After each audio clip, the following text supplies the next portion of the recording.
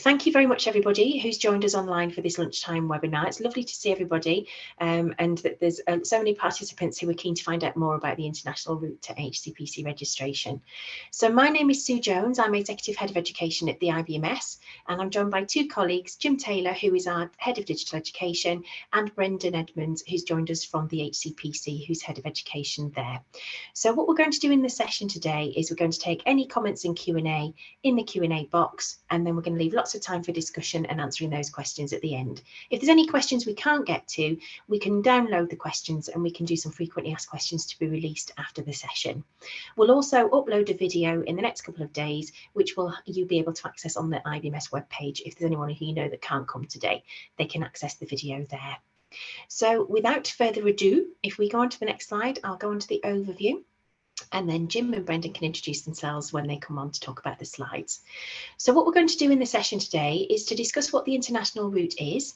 We're going to talk about who the international route is for, and then we're also going to talk about how the applications for the international route are assessed by colleagues at the HCPC. So I will hand over to Jim, who can introduce himself and tell you what we're going to do next for an interactive part of the webinar, and then we'll hand over to Brendon and he'll talk you through the HCPC part of the slides. So thank you very much. Over to you, Jim. Thanks, Sue. Hi, everybody. Welcome to today's webinar.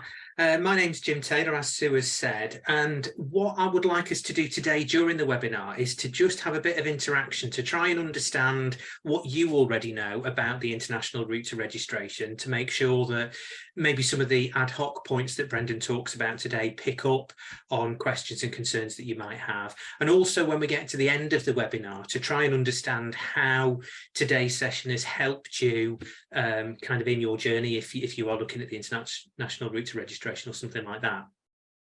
To do that, we're going to use the Vivox app to kind of gauge your opinion and to get some information from you. So if you've got your phone to hand, you don't need to download any app or anything, just scan the QR code on the screen and you will be taken immediately through to today's meeting. If you are using a desktop or a laptop, if you go to the website vivox.app and type in the code that you can see on the screen at the minute, 124-868, I'll drop it in the chat, and then we've got access to it throughout today's webinar as well, 590, you'll be able to join the meeting there as well. I'll give you a couple of minutes to just kind of dig in your handbag and grab your phone and maybe get it on hand, and then I'll just ask a couple of introductory questions just so that we get a feel for who is in the room and give you a chance to kind of get to use the system. The system does have a time limit of 10 seconds to respond to every question, so you do need to be there fastest finger first and ready to go. So hopefully I've given people enough time now to scan the QR code, jump into the app. So if I move the question on, the first question is just to get everybody used to the system. If you had a superpower, what would it be? So answer into the box, then just hit send. Okay, let's see what we got. Invisibility. That's a good. Okay, so on these word clouds, the more people that put that response in, the bigger the words are. Okay, so when you're reviewing the input from other people later on, bigger the word, the more people share that same opinion. So, okay, that was just a silly starter for 10. What we'd like to know, first of all, is what is your current job role? Okay, try and keep this to one word if you can, just so that we can see what's going on. So what's your current job role? This will be a clear test of how quick you can type. Okay, this is really good. Excellent. So we've got a real mix of people in the room, which is great. So hopefully we can use that information to pick up on some of the information we give you today. Good stuff. Whoever wrote medical technologist and postgraduate student in 10 seconds, you've got some seriously good typing ability. Okay, and the final question, just so that we can understand where in the UK, which UK region are you currently based in? Okay, that's great as well, just so we've got a cracking idea of where people are based in the UK. Okay, that's all I'm going to start off with, just to get a feel for who's in the room and kind of what backgrounds you've got. Hopefully, Brendon, that's given you some insight maybe on things that you might want to add in today as well. I'm going to hand over control now to you, Brendon, so you can take over and enjoy the ride. Okay, thanks very much. Thanks a lot to colleagues at the IBMS for hosting us today from the HCPC. I think my session will probably be about 20 to 30 minutes, depending on how long I kind of take to get through each slide. So hopefully that should leave us a fair amount of time for Q&A at the end. So I'm just trying to make sure I've got control of these slides. It says I do.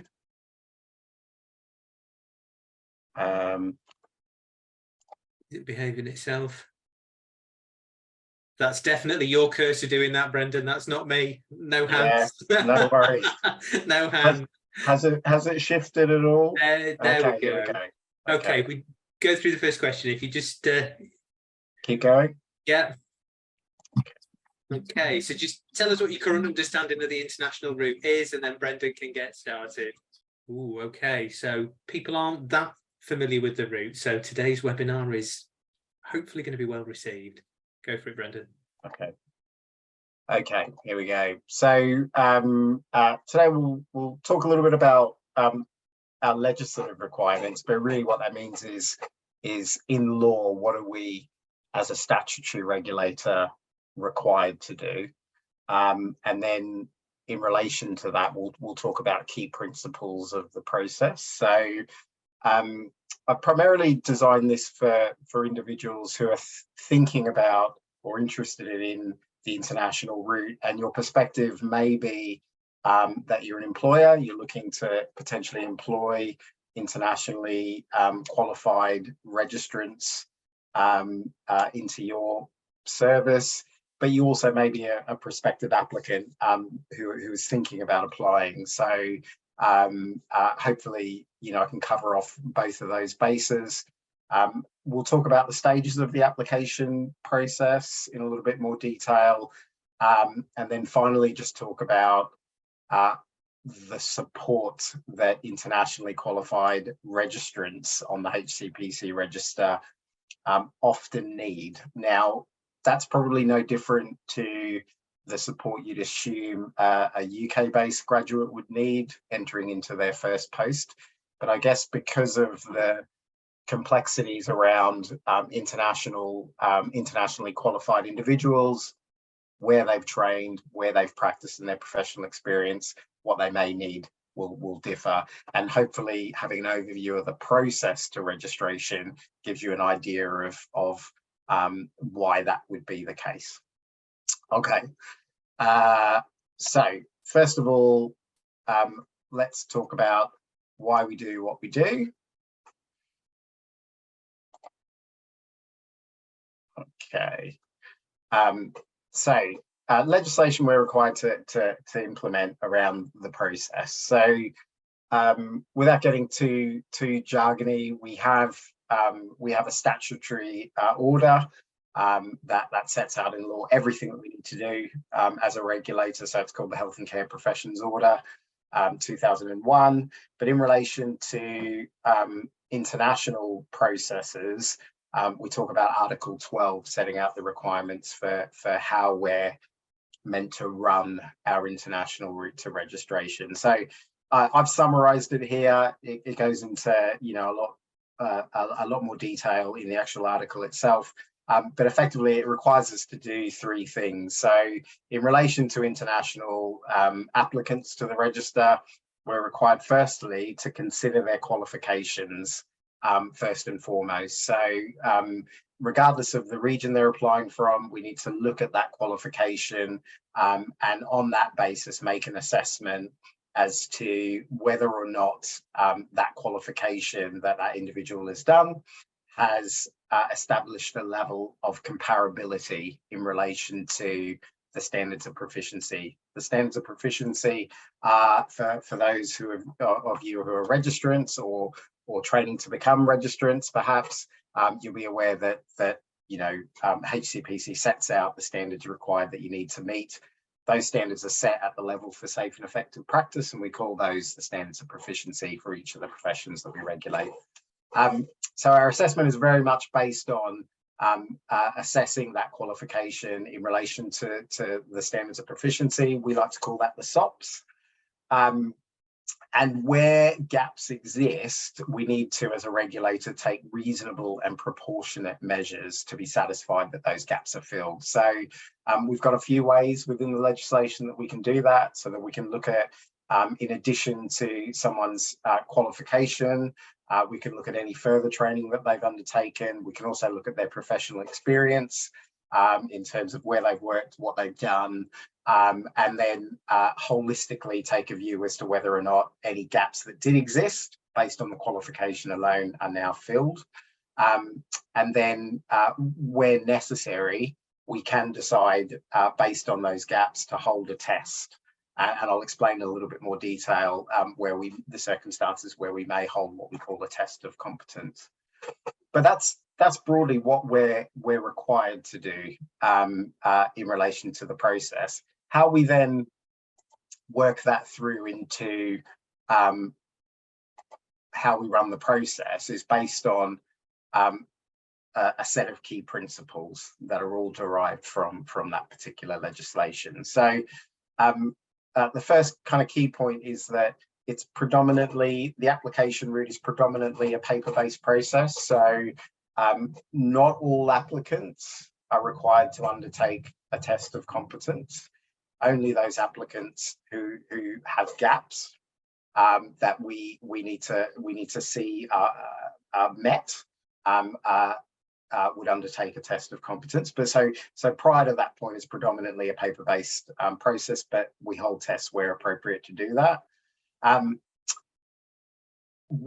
Where we receive an application, it needs to be considered on a case-by-case face value basis by our assessors. And by that, I mean our assessors who will look at the application and look at all the evidence provided, aren't there to really make any judgments about the authenticity or veracity, I suppose, of the information provided. That's what we do, and I'll talk about that in terms of some of the checks that we do in the background whilst the assessment's going on.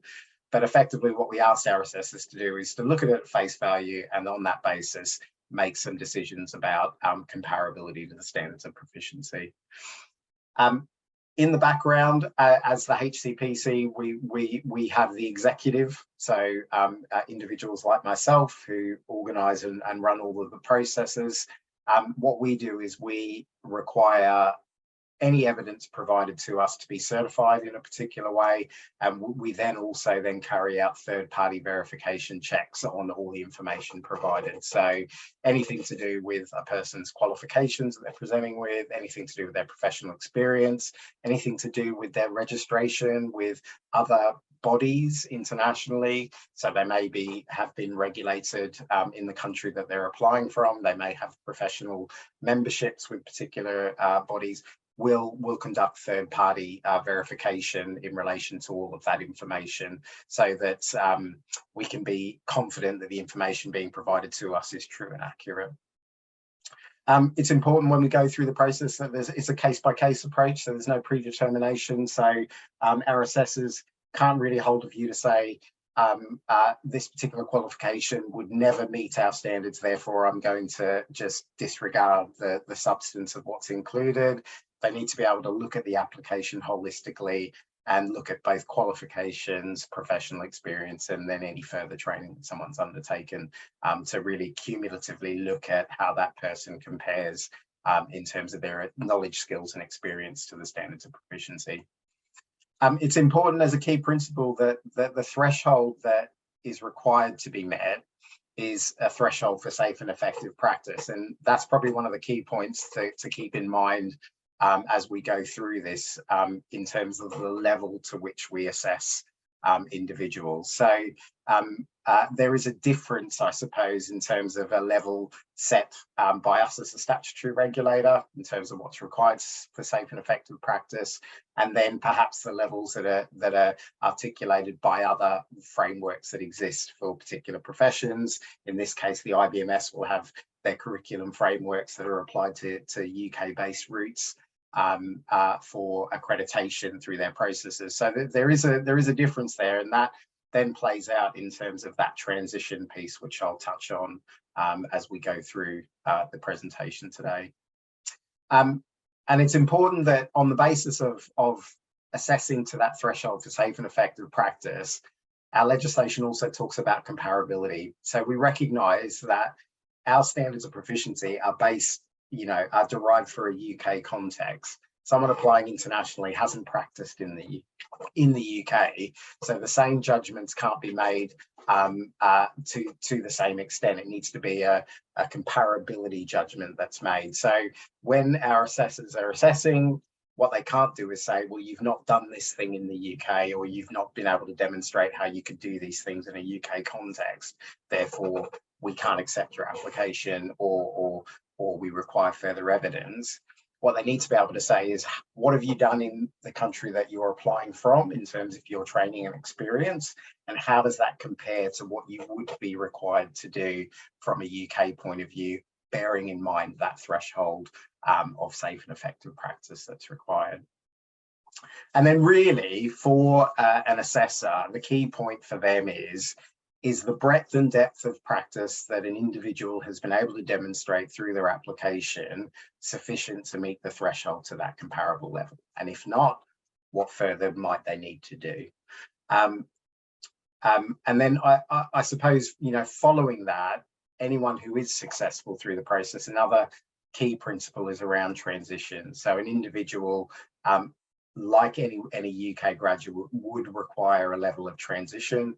The degree to which they require that will differ depending on the particular applicant from an international context, rather than it being a more known quantity for UK graduates. If they're coming from a particular degree program in a particular area, generally employers may be more familiar with what that individual might need to transition into their first post, and what might be set up and in place for them in terms of preceptorship. For an internationally qualified individual, that will become a little bit more bespoke, and I'll touch on that in a little bit more detail in a few slides' time. And then the final point is that everything that we do up until the point of reaching a final decision is going to then be subject to an appeal. So all applicants have the right to appeal against any decisions taken that they disagree with, and they can set out the grounds for that appeal, and that's considered by an independent panel who haven't been involved in that particular assessment. So as a statutory body, there's a very specific process that we need to go through, underpinned by that legislation, but then sitting on top of that are these key principles in terms of how we work through that process.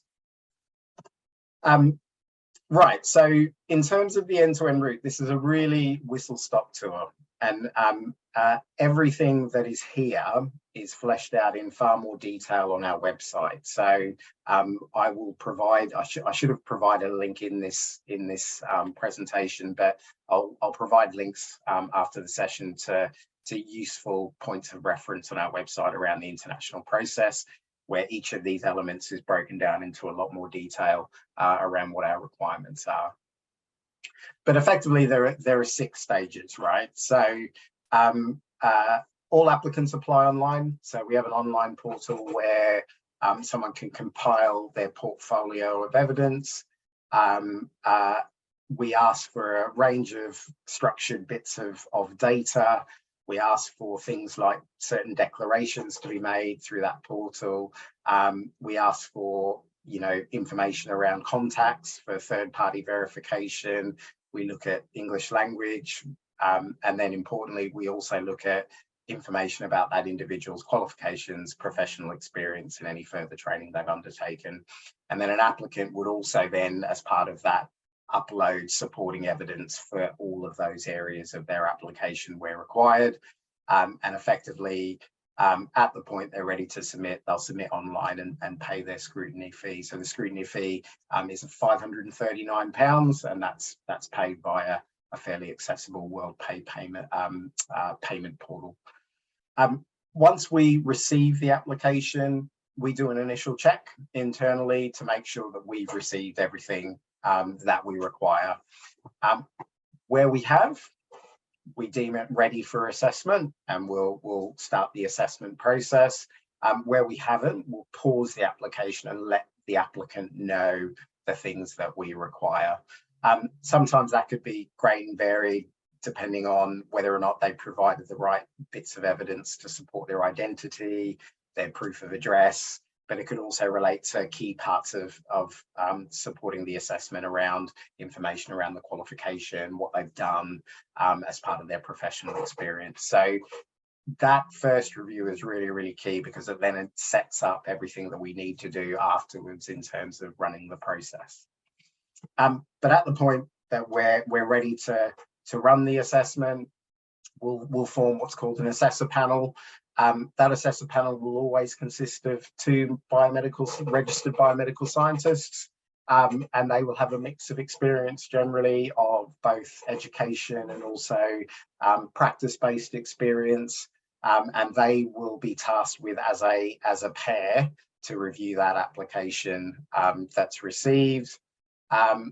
As I said before, it's a paper-based review, and what they're charged with then is to identify those gaps that I talked about. So looking at firstly at the qualification, are there gaps that exist? If not, they can move to an accept decision. If there are, they need to explain what those gaps are in relation to the standards, and then we can then go from there in terms of drafting up a decision and requiring further evidence from the applicant at that point. So if further information is required, we'll articulate what's required to the applicant via what we call a record of assessment. That'll detail the assessor pair's findings, assessor panel's findings, the reasons for their findings based on the evidence provided, and then it will then articulate in relation to the standards what further information they're seeking to be satisfied that the gaps are addressed. So we can conduct multiple rounds of paper-based assessment from that point. So where applications reach the point of requiring further rounds, depending on the nature of the issues, can depend on how long that process can take. So it's difficult from that point in time onwards to really nail down exactly how long an application would take. But to get to the point of getting your first decision, so the point at which you get the first decision back from the assessors that says, on first review, here are our findings, that is taking us generally around 10 to 15 working days from the point we receive the online submission for first review. At the point we've exhausted the paper-based route, so the assessors feel like there's not any further information that they require to reach a final outcome, final decision, they will then move to making a final decision. And they have 3 options available to them. They can either choose to accept the application if all the gaps that were identified have been filled. They can decide to refuse the application and set out the grounds for why based on the evidence, or they could decide that it is suitable to hold a test of competence.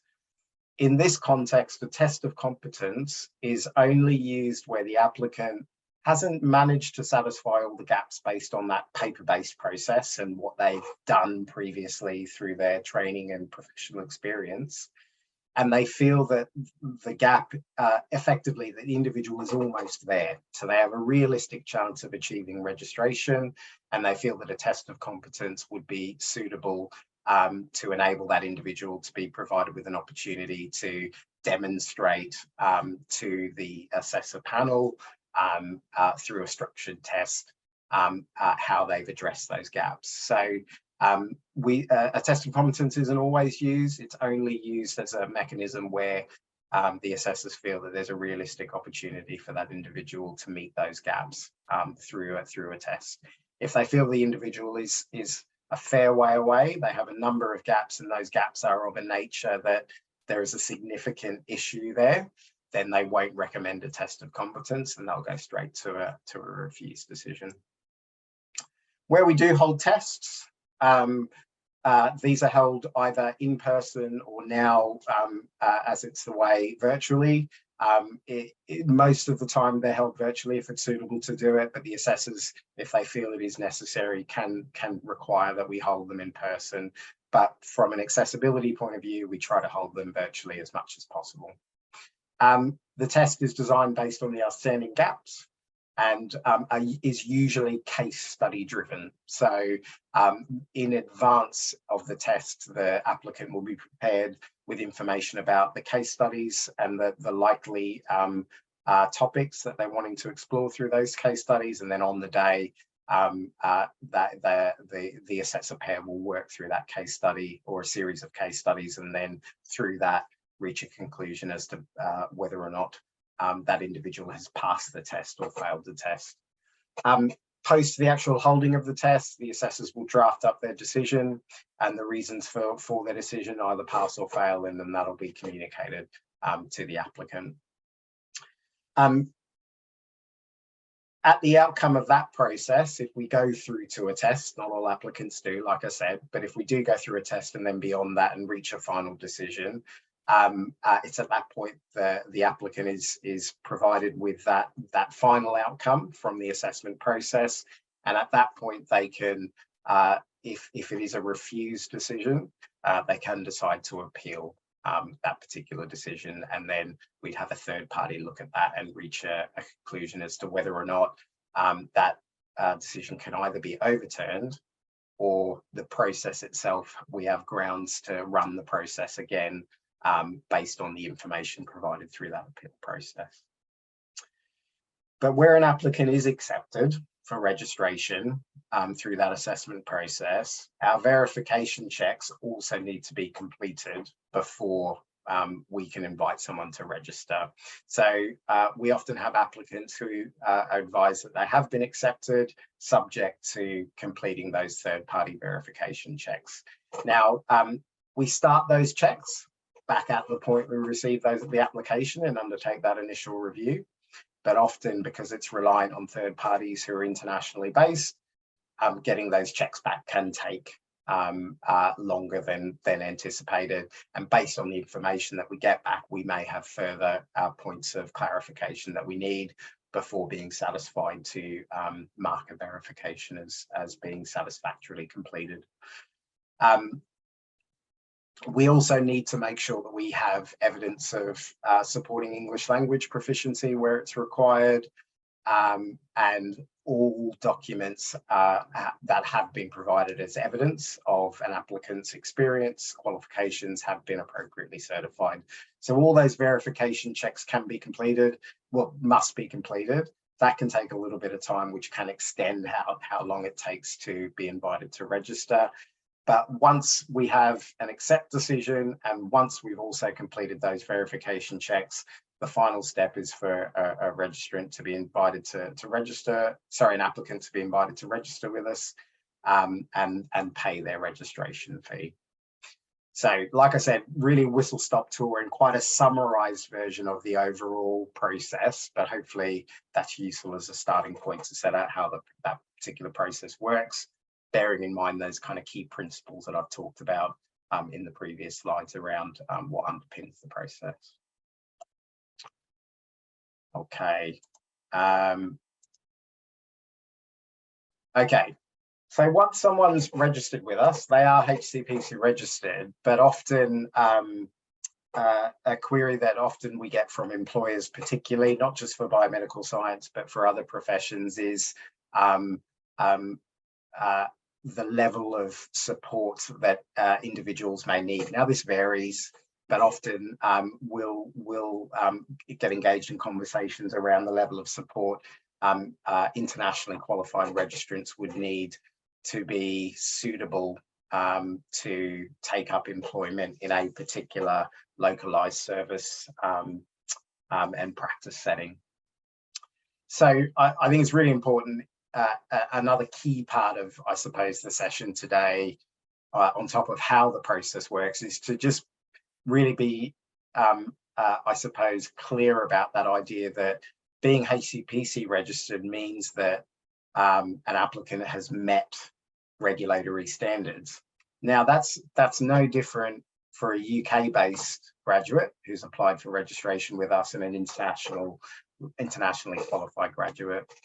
I guess the key difference in a UK context is that for all the routes to registration in a UK context, particularly in relation to programs that have been accredited by organisations like the IBMS, those programs often deliver individuals to the register who sit well above the threshold in terms of their knowledge, skills and ability, and also their actual UK-based practice experience.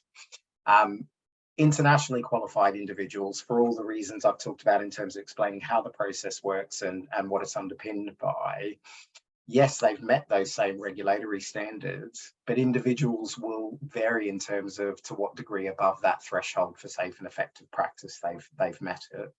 And it may be that different individuals have different levels of suitability to be ready to be employed in the UK workforce. So this point around transition, particularly with the level of international recruitment going on in the health service generally across all the professions we regulate, is a really key point.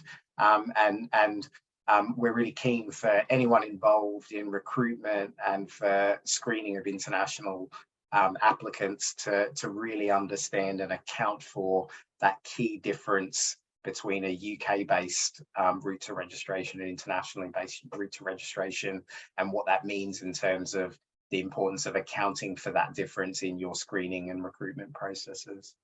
So it's likely, you know, that internationally qualified registrants, like UK-based graduates, will need tailored support to transition to the UK and will need tailored preceptorship.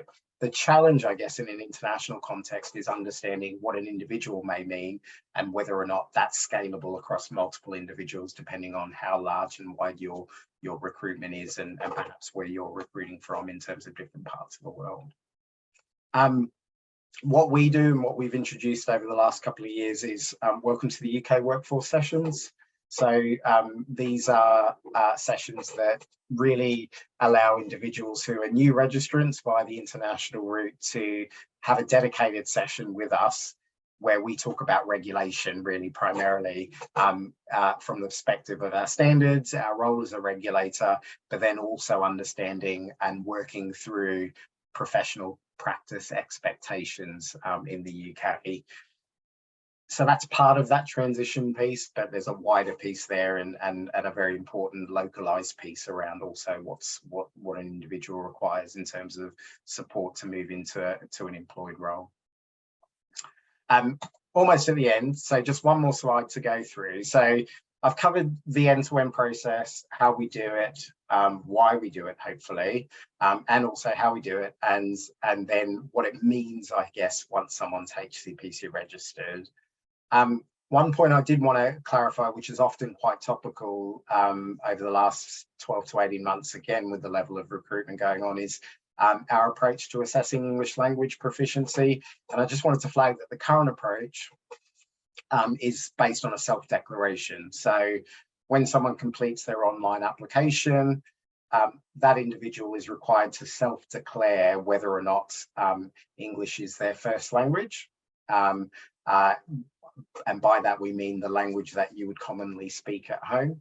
And then on that basis of a yes or no answer, we would then, for those individuals who say no, we'd require evidence of proficiency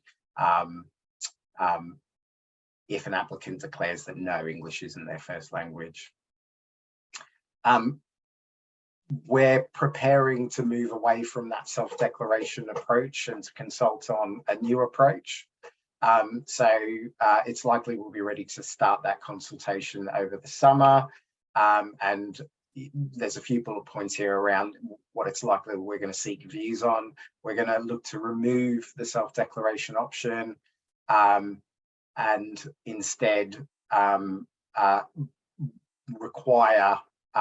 make our requirement for demonstrating your English language proficiency based on the country and application trained and achieve their qualification in.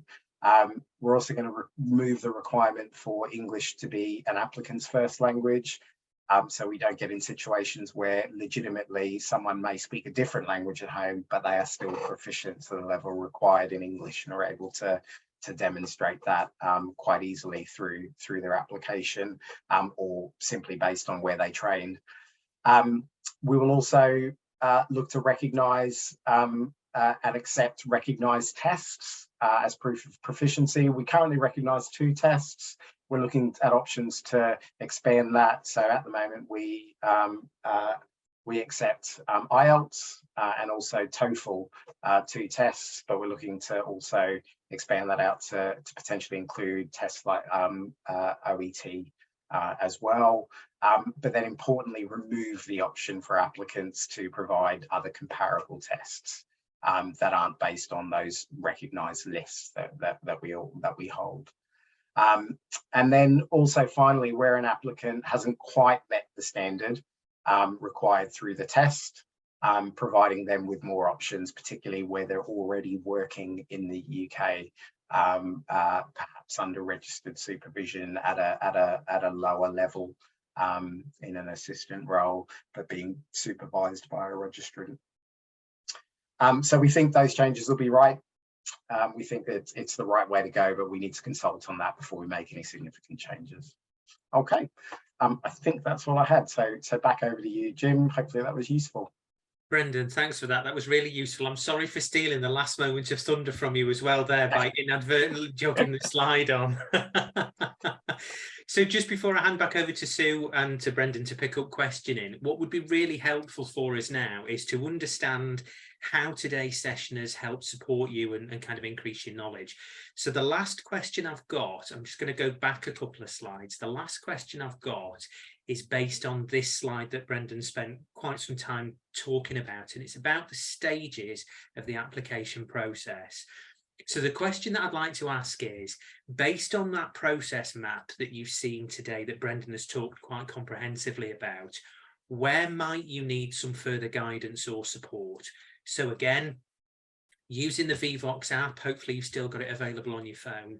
Which, if any, of those areas that Brendon's talked about might you need some further information, some further guidance about, to make sure that anything we do from here is tailored to help you? So hopefully all of that preamble has given you enough time to get ready to go again on the old Vivox app.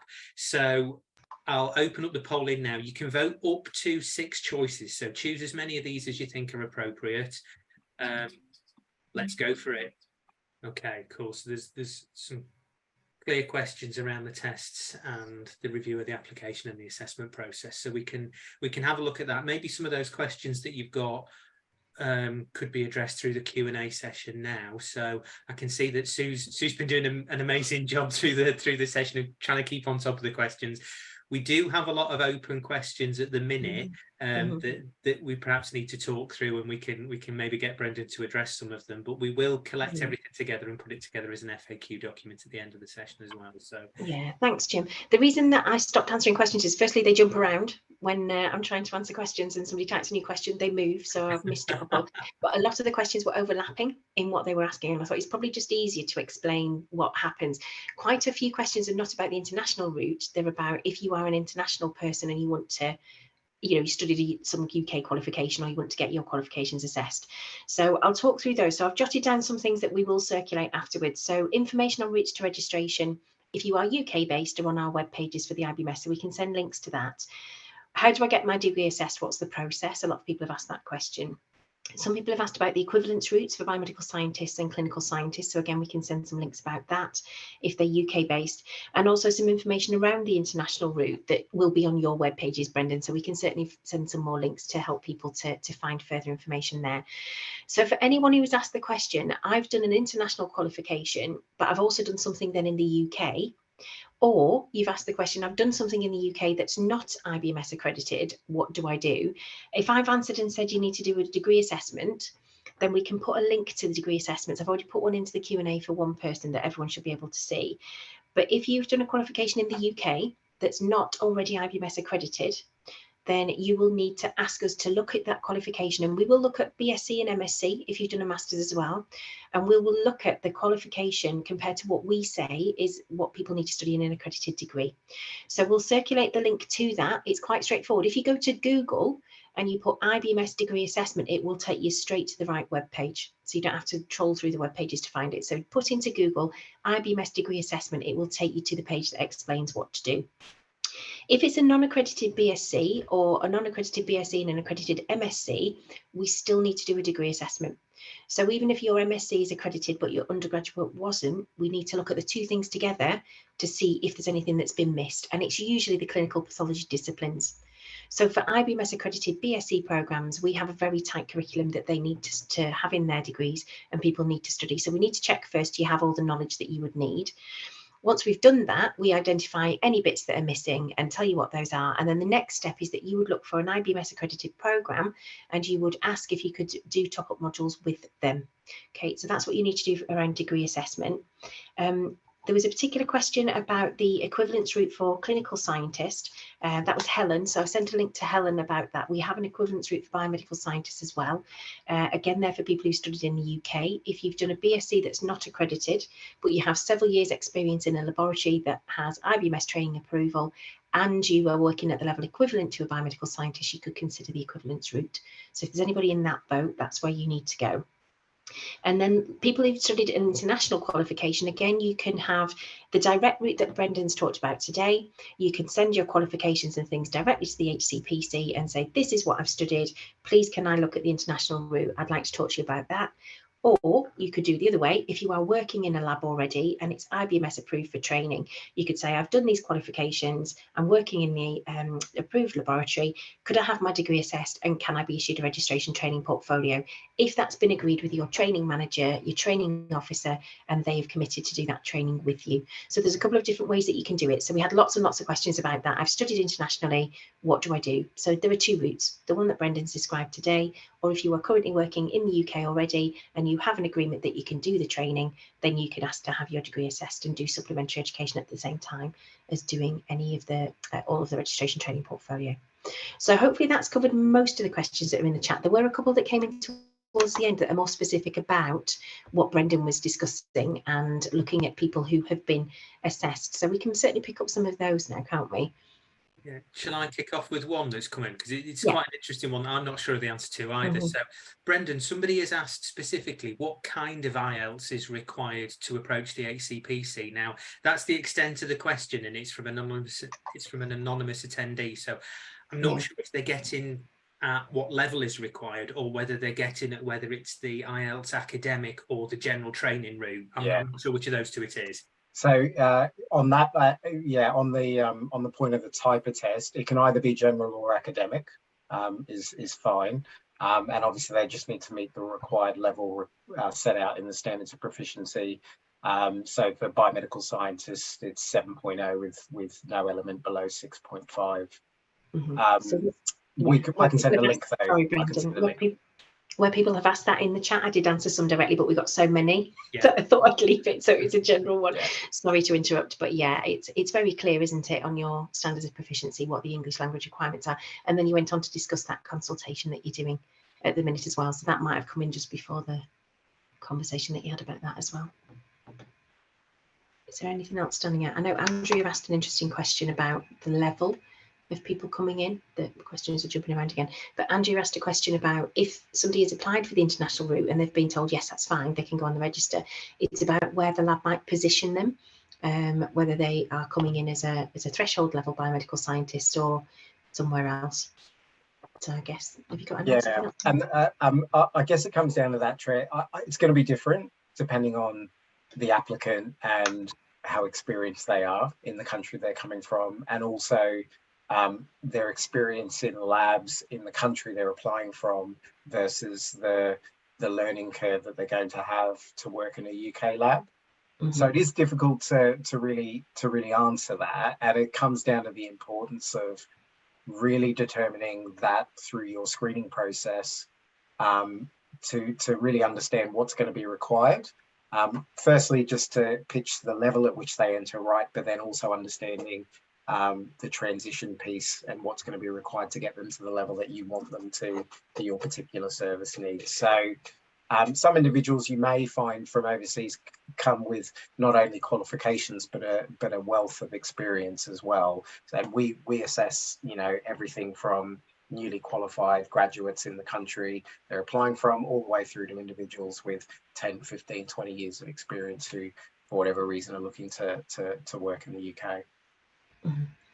I think people asked a question about renewing registration. Sorry, Jim. So I think that's not the initial registration. I think they're saying I'm already on the register. What's the process for renewal? Again, that's on the HCPC web pages, isn't it, Brendon? How to re-register? It is, and there'll be a renewal window for biomedical scientists.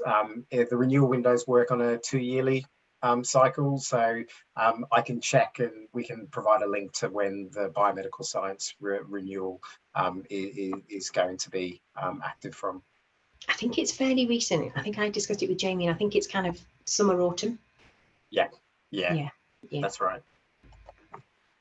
There's a couple of questions, Brendon, about appropriate overseas experience. So if people have been practicing overseas, but maybe not in kind of public health labs, so maybe in a research environment or other kind of regulated but not health labs, is that appropriate experience? Again, it depends. Yeah. One thing I would say, and it particularly is a common issue with biomedical science, is that it's both a discipline it's both a broad discipline, but then also a profession as well. And with that come some of the nuances that applicants are going to need to think about in terms of applying for registration in a regulated profession. We always make it clear to applicants they need to read through the standards of proficiency and be clear about what the requirements are in terms of knowledge, skills, and experience before they apply. But then to think about that in terms of their professional experience. Generally, if they've not practiced within the health space, but have a biomedical science related degree, we would probably look at that individual and maybe get in contact with them before we send it for assessment to say, are you intending to apply as a biomedical scientist, and have that conversation with them before we send it for assessment. But we really encourage applicants to really think about that for this profession, because if they don't have that direct laboratory experience in a health environment that would be comparable to what's required in the UK, then maybe moving in the regulated profession space as a biomedical science isn't going to be right, but it really does depend. Lovely, thank you. A couple of people just asking for you to reiterate what the fee is. The scrutiny fee? Yeah. £539.65. It's an interesting number. Yeah, I know. I'm not going to go into that. 2 or 3 questions where people are, it's quite a sensitive topic, so people are asking if they've got indefinite leave to remain or refugee status and therefore are finding it difficult to get authenticated documentation. Yeah. Is there any support that the HCPC can offer there? Definitely. So we do have a refugee-based route through the international process. Effectively, it accounts for those potential difficulties that individuals are going to have to provide evidence. So where an individual has refugee or asylum seeker status, so we need to see evidence of that as issued by the Home Office. But where they can provide evidence of that, we'll be able to support them in a tailored way through the international process. We do need to have some evidence to go on, but we can flex quite a lot around the third-party verification checks that we're able to do, bearing in mind all the sensitivities around that, and also in relation to elements of professional experience. We do need to see evidence of training, but again, we'll work with the applicant to see what's possible around effectively building up their application portfolio before they submit. So the key advice there is to just communicate clearly with you. And yeah, we effectively we have a contact address, international@hcpc-uk.org, and our refugee section on the website talks about applicants getting in contact with us before they apply via that email address, and then we'll start to work with them around firstly their status, because if they can prove their status as a refugee or asylum seeker, they can then have things like the scrutiny fee waived, and then we'll support them through the application process. Cool. A couple of worried questions asking whether maths is also assessed as well as the level of English. Not through the application process, no. No. We've got a couple of hands up, Jim. I'm just aware, Andrew, you've asked the question about people coming in the international route and then, you know, where they go in the lab, and wanted to ask a follow-up question. I'm not able to unmute Andrew at the moment, and we've got another colleague who has got their hand up as well. Would you be happy to take a couple of quick questions, Brendon, and then we'll wrap up and explain what will happen after the webinar? Can you unmute, Andrea? Yeah, Andrea, are you there? Are you able to speak, Andrea? Can you hear me? Yeah, it was more, I don't know whether more was a question for you then, Sue, maybe not Brandon. Okay. It's just that I know what you're saying about how they're not coming in and it's up to the labs to decide what level they're at, but that makes it quite ambiguous. So what I decide might be different to another lab. And then also recently, so Sue, you know the guidance that's come out from the IBMS UK shot about transfusion, they're saying BMS is at band 5, band 6, band 7, they've got guidance to what they need to be qualified in. I think for us, we want some guidance on what do we class as equivalent to specialist level. And would the IBMS consider doing something like an exam or an assessment? So these guys coming in via the international route, you can go, well, yes, you can sit that, and then I'm confident that you're at that same level. Because I understand if someone's coming on block with experience, I'm not going to make them redo the entire like specialist portfolio, because that affects our recruitment and retention. Really good question, Andrea. Thank you for that. I can certainly take it to Donna and Chris. I've just made a note of it. So they look after the specialist portfolios and the higher qualifications. So I can certainly discuss it with them and say it's come up today, and hopefully we can feedback at the next practice educator meeting. Cool. Thanks very much. Thank you. And then can you see the other hand, Jim? Yeah, there we go. Are you able to? Oh, lovely. You've unmuted. Do you want to ask your question? Hello. Hi. Hello. Good afternoon. Oh, you're a little bit faint. Can you lean into your microphone a little bit? Can you hear me now? Yes. Yeah. All right. I'm calling from Leeds. My name is Oluwadam Larry. I've been trying to do my degree assessment prior to moving to the UK 2020 for my MSc in biomedical sciences.